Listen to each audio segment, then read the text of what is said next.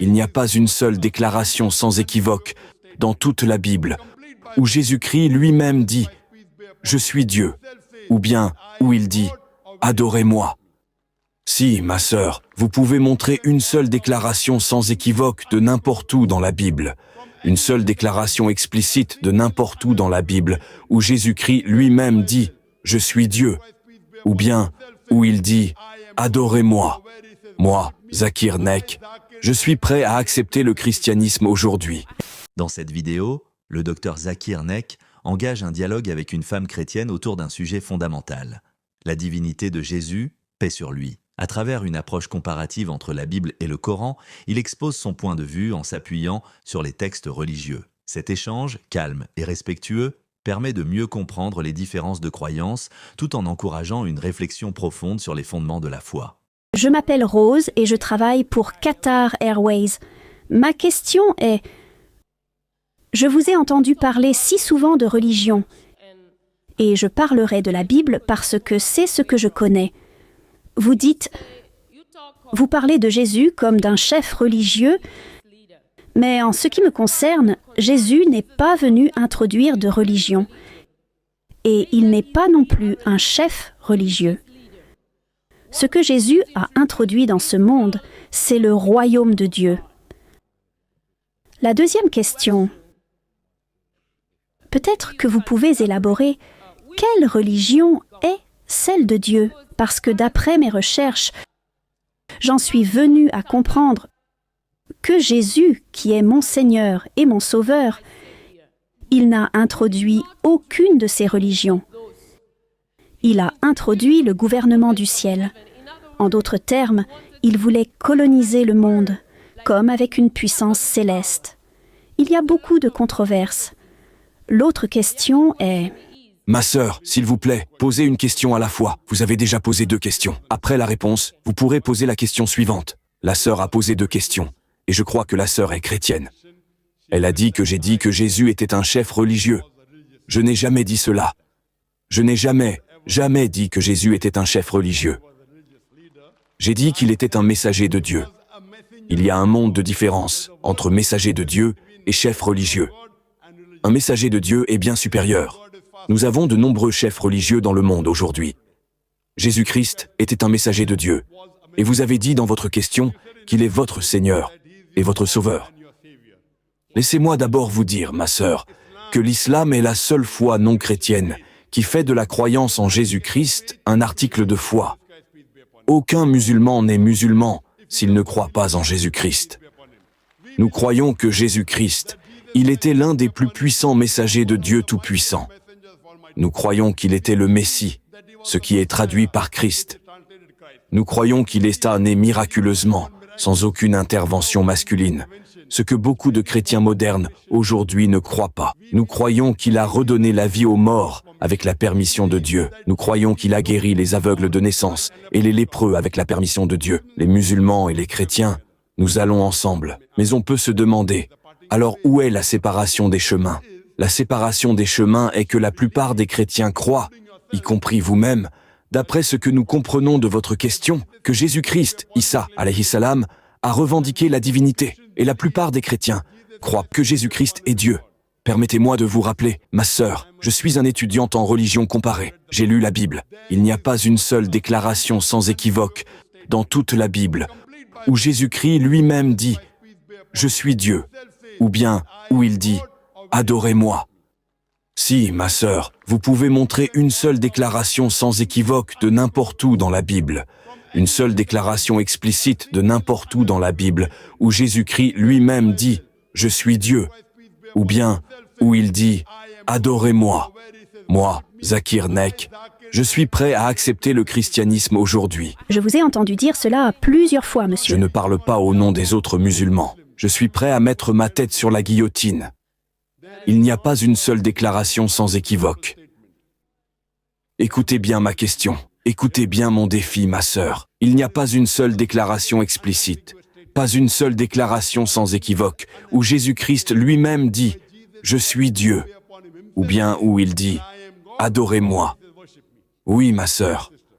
J'ai une réponse à cela, monsieur. Dans le livre de Jean, la Bible dit « Au commencement était la parole était Dieu, et la parole était avec Dieu, et la parole s'est faite chair. » Ce que je veux que vous sachiez, c'est que... Attendez, ma sœur.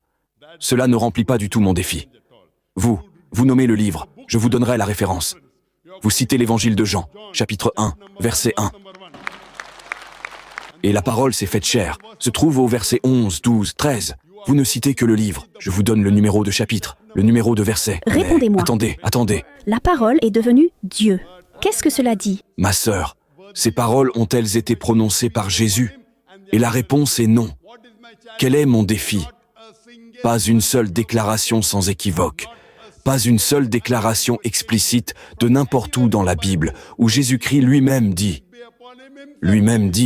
signifie que cela devrait être en lettres rouges. Il y a quelque chose qu'on appelle la Bible aux lettres rouges. Si vous êtes chrétienne, vous en êtes peut-être consciente. Lettres rouges signifie que Jésus-Christ l'a dit lui-même. L'évangile de Jean, chapitre 1, versets 1 à 13, n'est pas en rouge.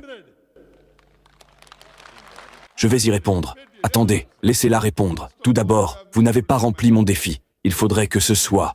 Jésus-Christ lui-même dit, ce ne sont pas les paroles de Jésus. C'est la parole d'un juif du nom de Philon. N'est-ce pas? C'est la parole d'un juif du nom de Philon. Et jamais, il n'a revendiqué la divinité pour cela. Pourtant, je vais vous aider. Que dit-il? Dans la Bible, quoi qu'il en soit, votre citation n'était pas correcte. Je vais vous donner la citation textuelle. L'évangile de Jean, chapitre 1, verset 1 dit, « Au commencement était la parole était avec Dieu, et la parole était Dieu. Au commencement était la parole était avec Dieu, et la parole était Dieu. » Et plus loin, il est dit, « La parole s'est faite chair. » Si vous êtes d'accord que la parole est Dieu, et si vous remplacez parole par Dieu, au commencement était la parole, devient, au commencement était Dieu, et Dieu était avec Dieu. Voulez-vous dire qu'il y avait deux dieux? Non, parce que la parole de Dieu... Laissez-moi terminer. Vous posez la question. Je vous guide à Vous ne travers. permettez pas aux gens de donner des réponses. Vous demandez, vous posez la question, je donne la réponse. Après avoir terminé la réponse, vous pourrez parler. Vous ne pouvez pas interrompre. Vous ai-je interrompu pendant que vous parliez? Ai-je interrompu? Oui ou non? Maintenant que je donne la réponse, pourquoi interrompez-vous? Laissez-moi finir la réponse. Ensuite, vous pourrez répondre. Point numéro 1. Vous n'avez pas rempli mon défi. Ce ne sont pas les paroles de Jésus. Tout votre argument tombe à l'eau. Pourtant, je réponds. Vous n'avez pas dit. Vous devriez dire, désolé, docteur Zakir, ce ne sont pas les paroles de Jésus. Avez-vous dit cela? Non. Vous n'êtes pas honnête. Dites-le à l'audience. Ce ne sont pas les paroles de Jésus. Ai-je raison ou non? Vous ne savez pas. Vous voyez, vous citez, et vous ne savez pas. Je suis un étudiant en religion comparée. Ces paroles n'ont pas été prononcées par Jésus. Pourtant, je réponds. Si vous dites que la parole est Dieu, et si vous remplacez parole par Dieu, cela signifie au commencement était Dieu. Dieu était avec Dieu. Y avait-il deux dieux? Et la réponse est non. Je vais vous donner une troisième réponse. Si vous lisez le manuscrit original, la première fois que le mot Dieu est utilisé, au commencement était la parole était avec Dieu, c'est Othéos. Othéos en grec et en araméen signifie le Dieu. La deuxième fois que Dieu est utilisé, c'est Tonthéos. Othéos signifie le Dieu, Dieu tout-puissant. Tonthéos signifie une personne pieuse. Mais malheureusement, dans la traduction, ils vous mènent en bateau. Allez voir le manuscrit original de l'évangile de Jean, chapitre 1, verset 1. La première fois que le mot Dieu est utilisé, c'est Othéos, signifiant le Dieu. La deuxième fois qu'il est utilisé, c'est Tonthéos, signifiant une personne pieuse. Donc, on lit. Au commencement était la parole était avec Dieu, le Dieu. Et la parole était une personne pieuse, signifiant un messager de Dieu. Ma sœur, comprenez-vous? Non. Vous ne comprenez pas l'anglais. Dites-moi ce que j'ai dit de mal. Je cite vos érudits. Je cite votre Bible. Prenez n'importe quelle Bible, une Bible aux lettres rouges. Ces mots ne sont pas dedans. Point numéro 1. Allez voir le grec et l'araméen. Connaissez-vous le grec, ma sœur? Connaissez-vous le grec et l'araméen? La Bible a-t-elle été révélée en anglais? La Bible a-t-elle été révélée en anglais, ma sœur? Oui, c'était le grec. Grec et araméen. Donc, le mot original est Othéos. Savez-vous ce que signifie Othéos? Rentrez chez vous et cherchez Othéos sur Google. Peut-être que je vous raconte des histoires. Monsieur. D'accord, Attendez, monsieur. Non. attendez. Othéos signifie le Dieu. Ton théos signifie un Dieu, une personne pieuse. Cela signifie que même si je suis d'accord avec le verset interprété ainsi, il dit que Jésus-Christ était un messager de Dieu. Croyez-vous en cela? Il est plus grand qu'un messager. Il n'est pas juste un messager. C'est une insulte d'appeler mon Seigneur un messager.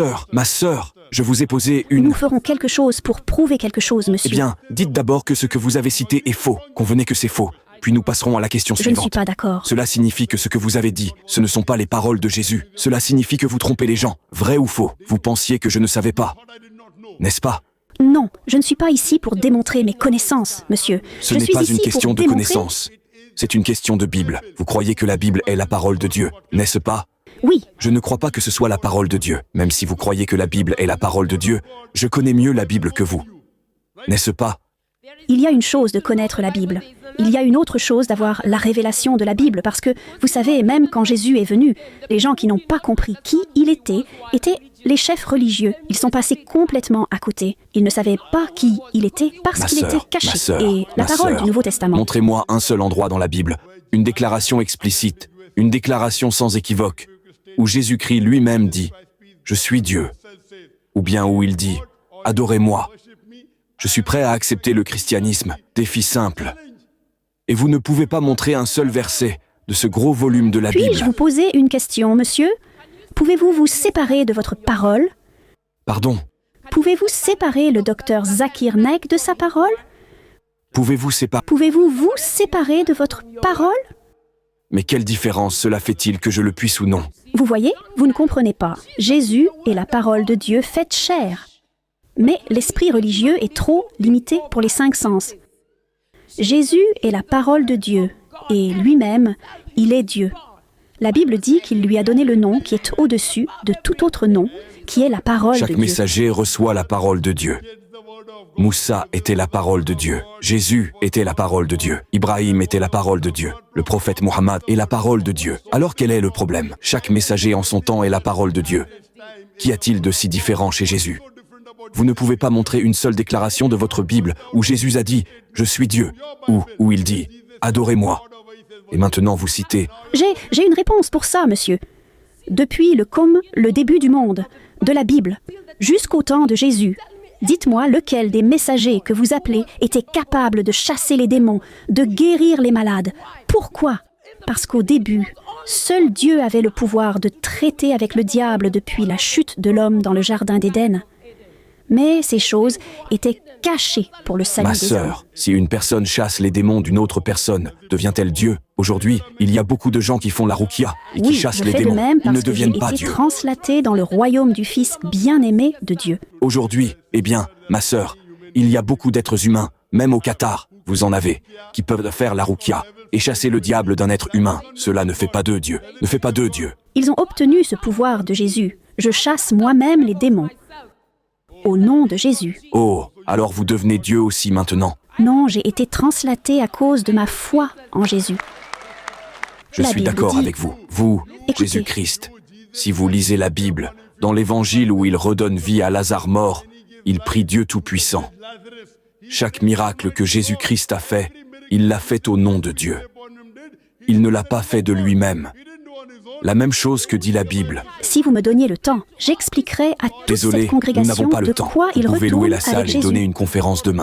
Ce débat met en lumière la clarté du message de l'islam concernant l'unicité d'Allah et la place des prophètes, dont Jésus, paix sur lui. En tant que musulmans, nous croyons fermement que seul Allah mérite l'adoration et que Jésus est l'un de ses nobles messagers. Qu'Allah guide les cœurs sincères vers la vérité et qu'il nous raffermisse dans notre foi. Abonne-toi et like la vidéo pour ne rien manquer des prochains rappels.